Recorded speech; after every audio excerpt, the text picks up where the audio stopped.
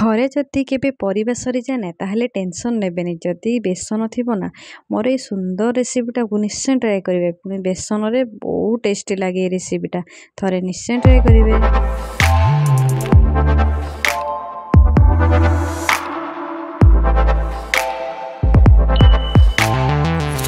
नमस्कार food seat को आपण मानकु बहुत बहुत स्वागत।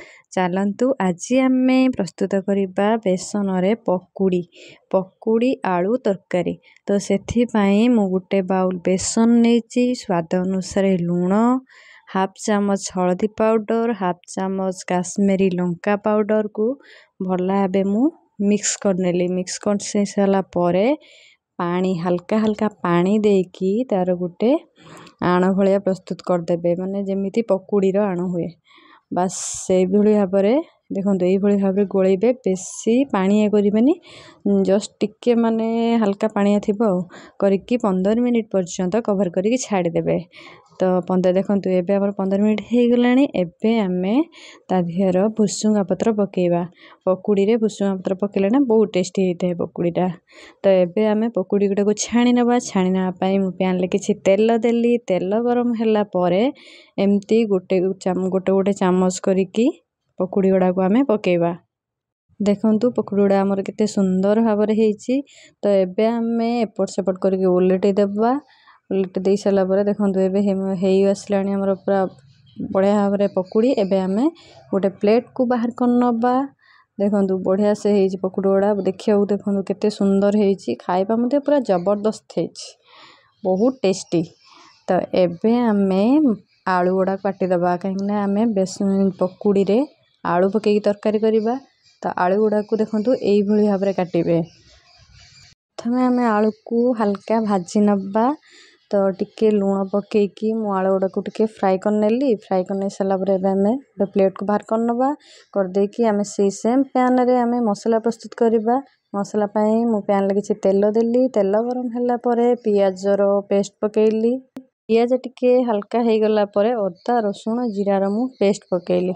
पकेकी स्वाद अनुसार लूण हल्दी पाउडर गोटे चामच चिल्ली पाउडर गोटे चामच काश्मीरी चिल्ली पकेची। तो एबे आमे धनिया पाउडर गोटे चामच पके दबा। पके देकी मसलाटा को एपट सेपट करके भल भाव गोली नबा। तो मसला कषि दबा टिके हल्का हल्का पानी देकी मसलाटा को भल भाव आमे कषि नबा। तो मसलाटा भल भाव कषि हो गले ना तरकारी रो स्वादटा बहुत बढ़िया लगी थाए।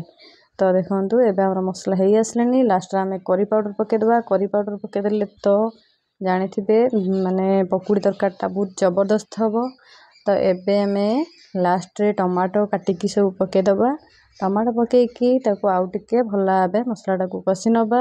हमर मसला हेई आसलानी। जो भाजी की रखिथिबा आलू को पकेकी आउ टिके भल भाव कषि नबा जेमिति कि आलू गुड़ा सिझी जिवो। सेति पई मु टिके पानी दे देली।